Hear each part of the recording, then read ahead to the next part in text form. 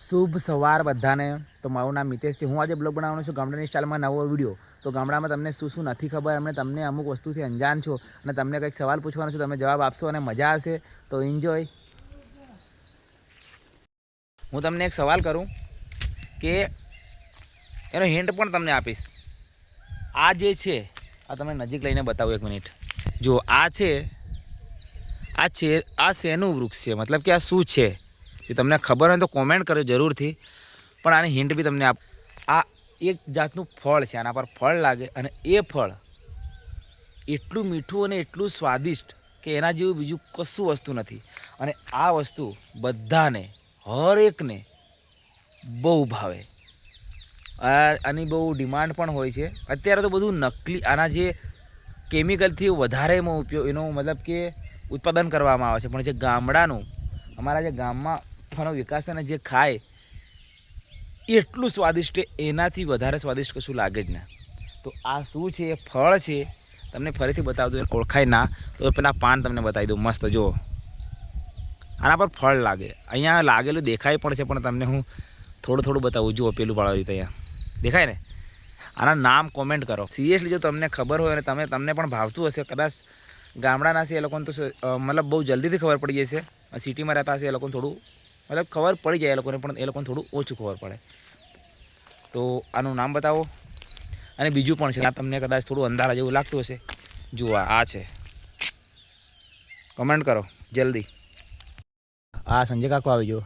આના જુઓ ખાલી, તમે ખાલી જુઓ, એમ ગટરમાંથી આવ્યો ને એવો દેખાય છે। સતીશનો ચડ્ડો તો દેખો સ્ટાઇલિશ। જો આ ખોડ ખાઈ રહ્યા સવારમાં। આ લોકોને ભૂખ લાગી તો આ પપ્પાએ ખાવાનું આપી દીધું છે। જુઓ ક્યાં મસ્ત બે હળી મળીને ખાય છે। અને એક છે આપણી જનરેશન, મતલબ કે આ ભૂખડાની જેમ, એમ જાણ ભિખારીની જેમ ભૂક્કા આવે એમ। એક કોળ જરી ઘલેક ને ખાલી અમારે ત્યાં એક જણો છે શિવરાજ કાળિયો, હું ભૂક્કા આવે 1 મિનિટમાં સાપાટો એવડી જોરમાં ખાય। જોવાય। અને આ ગાયને બી આ લીધું, ગાય બી ખાય છે। સવારમાં ઉઠ્યું એટલે મસ્ત તમને લોકેશન ગામડાની વાતો તમને બધું બતાવી દીધું। એટલે જો કેટલી ગાડી પડી છે અને અમારું ઘર છે, તમને ઘર બતાવી દઉં આખું। એટલું મોટું નથી યાર તમારા જેવું, પણ છે ઘર। મારું એક સપનું છે પોતાનું ઘર લેવાનું। સપનું હોય યાર બધાનું, પોતાનું ઘર। આ તો આમાં જ રહેવાનું, બહુ સારું ઉપર બનાવી દેવાનું, પણ પોતાનું ઘર બનાવે ત્યારે બી ખુશી થાય। આ લોકોએ બનાવી આલ્યું। જો આને કહેવાય રાયણી, તમે ના ઓળખતા હશો। આ મારું આંગણું છે, આને કહેવાય અમારું આંગણું। ઉનાળામાં લીપી દેવામાં આવે, બહુ મસ્ત। જોવા કોતર આવશે ને એટલે તમને બતાવીશ। એને મને એ લાગ્યું હતું રાત્રે કે વરસાદ આવ્યો છે ને બહુ કોતર આવી ગયું લાગ્યું હતું। જો આ ફ્રી ફાયરના બંદા છે, ઓલું ફ્રી ફાયર રમે પણ એનું ગાંઠું નહીં।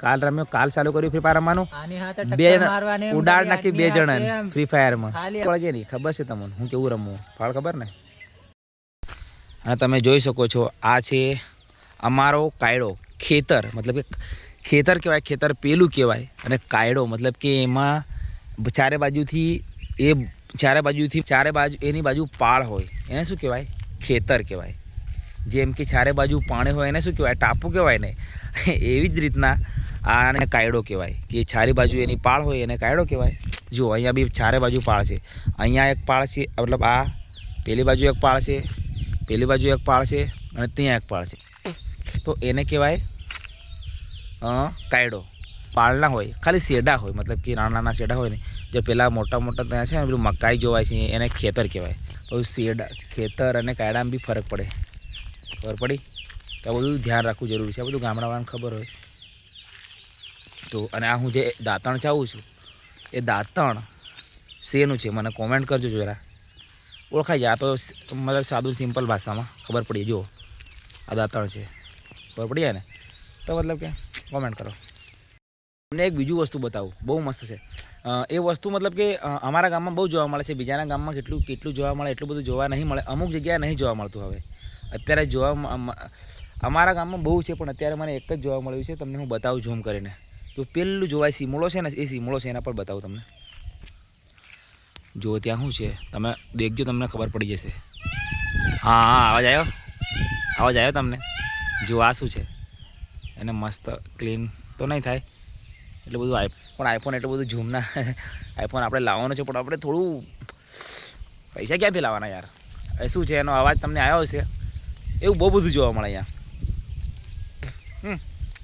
પહેલાં અમારે ત્યાં નીલગાય એ બધું જોવા નહોતું મળતું.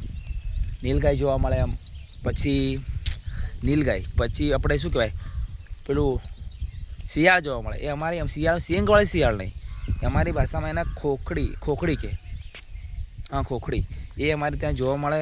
પછી રાત્રે અમુક પ્રાણી હોય ને ખોખડી જ કહેવાય ખબર. શિયાળ એ રાત્રે ગાંગરે નાના છોકરાની જેમ ગાંગરે. તમે નોટિસ ના કર્યું છે મને ખબર છે. હું રાત્રે એકવાર ઊંઘ્યો તો બહાર, મતલબ કે આમ તો ગાંગરે રોજ, પણ એકવાર હું બહાર ઊંઘેલો ને તો એને ડરી ગયેલો એમ. બહુ મસ્ત.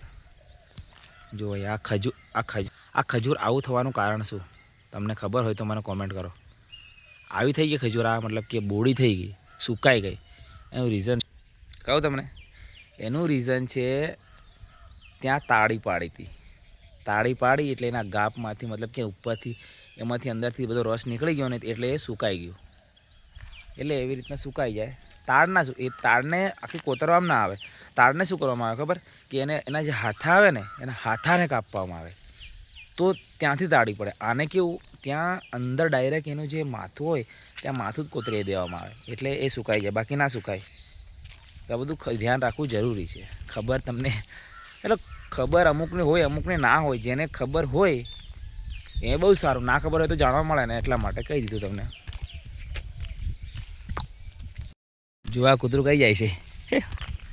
દેવો આજે શનિવારના સ્કૂલ છે, દેવો જાય છે 9 વાગે. અને આની આગળ એક્શન લેવું પડશે. અરે તો આવો હેન્ડસમ લાગે છે. આ માણસ છે ને પહેલાં ખાલી ફાટેલું પેન્ટ ને બધું પહેરીને જતો રહેતો, પણ હવે છે ને સ્કૂલમાં જરીક સ્ટાઇલ મારવા જાય છે. દેવા વગર આ ખબર પહેલાં એને કંઈ એવું નહોતું, પણ હવે દુકાન બાજુ ફરીને આવે. પહેલાં ડાયરેક્ટ નહીં આવતો, હવે સ્કૂલમાં વહેલો જાય. હવે ફૂટી આવે, મતલબ કે માણસ જરીક માણસ બની ગયો છે. 4 દિવસથી વરસાદ પડે છે, ધોયા વગરના કપડાં પહેરીને હા હવે દુકાનમાં ફરીને આવે, આમ ડાયરેક્ટ નહીં આવે. દુકાનમાં વાહે છોરીઓની વાહે જાય ને પછી આવે. યો આજે અમારે તેની ગોંડી